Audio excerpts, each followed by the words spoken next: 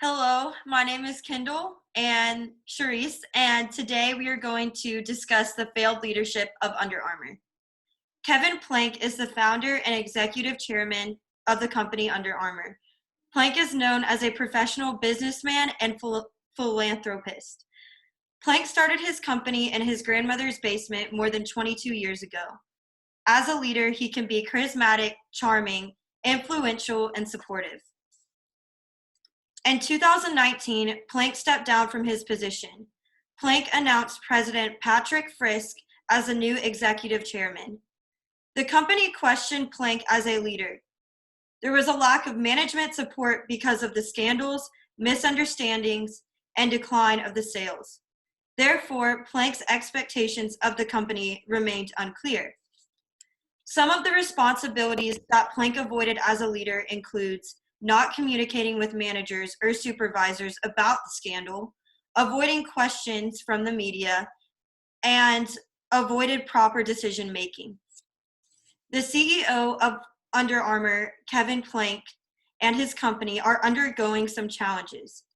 In 2017, the Wall Street Journal came out with a scandal that reported Plank accompanying coworkers and professional athletes to strip clubs. The culture of the company lost its dignity in the corporate world. The Post revealed Plank was allowing his employees to charge the company's credit card for strip club visits. In 2018, this scandal caused sales to decline. The organization lost its integrity due to the lack of understanding. This caused female supervisors to feel uncomfortable and unsafe. The Wall Street Journal interviewed 22% of the female workers. This is the most common response they found. The strip club visits were part of a workplace environment that women at the company found demeaning and very discriminating. In regards to the scandal, this made female employees feel very unsafe, and they did not know how to respond to current coworkers. Reports made by Under Armour supervisors claim the culture of the company at this point is hard to read. There needs to be a shift in the workplace environment to empower and uplift the culture of the organization. Another scandal that caused Plank's company to go downhill is in 2018, when Plank was under a $35 million lawsuit over new corporate development issues with stockholder Kirtan Patel. According to the Baltimore Sun, the lawsuit said Under Armour's stock price was artificially inflated as a result, and that investors suffered due to significant losses and damages of the company. Overall, the company suffered due to loss of revenue and sales. Plank's decisions affected the entire company. Where he went wrong is he used inappropriate relations to gain profit. From the start, Plank was approached about the strip club scandals, but he never did confront it to the management team or the supervisors. As a leader, Plank was not considering the consequences. According to other resources, claims were filed against Plank for not signing proper contracts. The lawsuit limited new company developments and cost the company even more expenses. According to former employees, his actions seemed to be very inconsistent. The company questioned Plank as a leader. Thus, the top managers had to change the company's reputation because of Plank's mishaps. So another thing that we looked at when analyzing the failed leadership of Kevin Plank and Under Armour was whether or not this failed leadership was because of a series of mistakes or just one single mistake.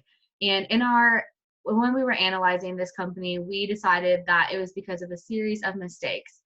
Because with the culture of Under Armour, the main problem with Under Armour was the unethical culture and work environment that was taking place under Kevin Plank's leadership. And when you have culture or a bad culture that doesn't just show up one day, that is because of culture happens over time, and it is because of many different decisions that contribute to culture. And so we decided that because of the unethical work environment, especially women were very uncomfortable working there and weren't satisfied with the work culture. That just doesn't happen one day because of one decision. That is because of a series of decisions.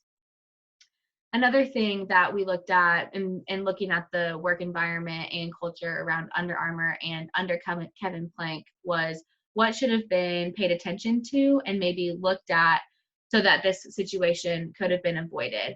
And one of the first thing that we came up with was just having people in the company that could have spoken up about this and addressed the unethical climate or even the scandals that was taking place with Under Armour sooner.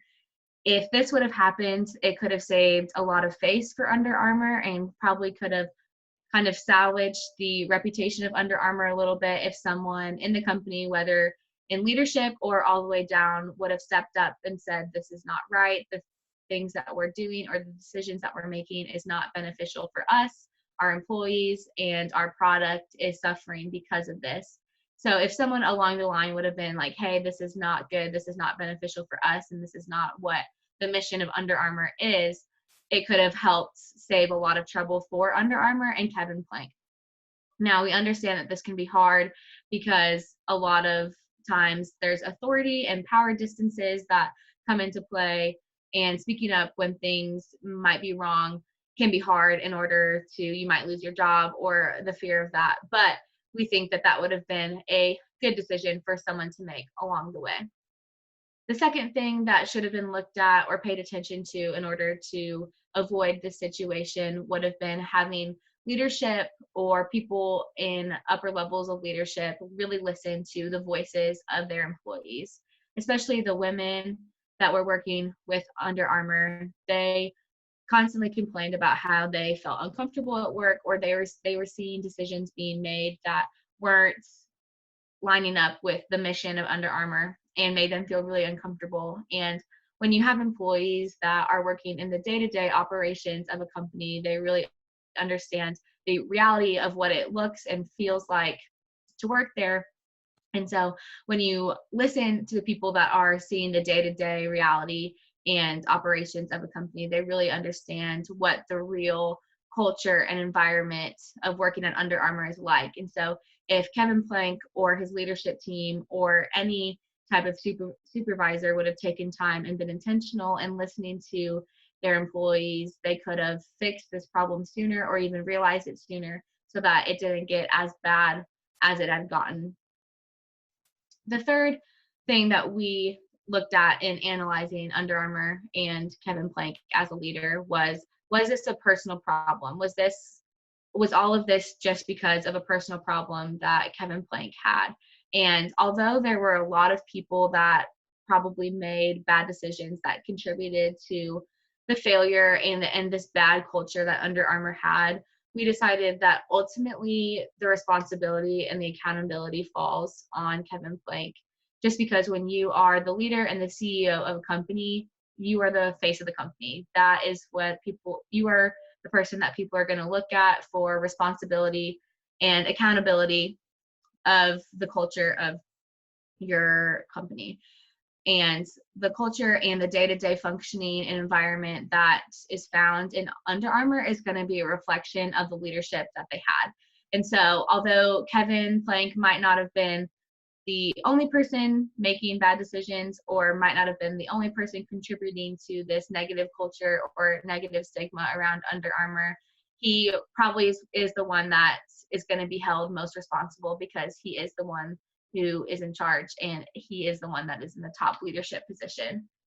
And so finally, just lessons learned that we found with Under Armour and with Kevin Plank, and things that we can do in our leadership in the future that we found was, one was just the importance of having accountability.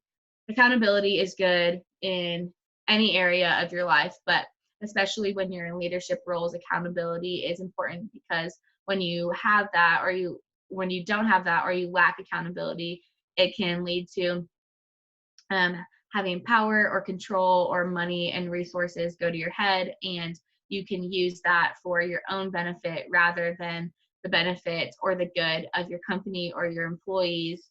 And you tend to think more about yourself and what's good for yourself rather than what is good or best for your company. So just having that accountability and that checks and balances in leadership positions is what is most important. And then second, kind of another lesson that we learned that goes with accountability is this idea of morality in leadership and having an objective set of rules or regulations that you abide by as a leader. So as Christians, like, our objective truth is the Bible, obviously, and what God or Jesus says is right and wrong. And in organizations, that is just as important to have a set rule or guidelines or procedures that you run your company by, and that everyone has to abide by and live up to, so that there is the standard of doing the most good for the most people. So in conclusion, this was really great to study Kevin Plank and Under Armour, and we got a lot of insight into just the high standard that we're called to have as leaders and how to best lead in the future in whatever capacity we find ourselves.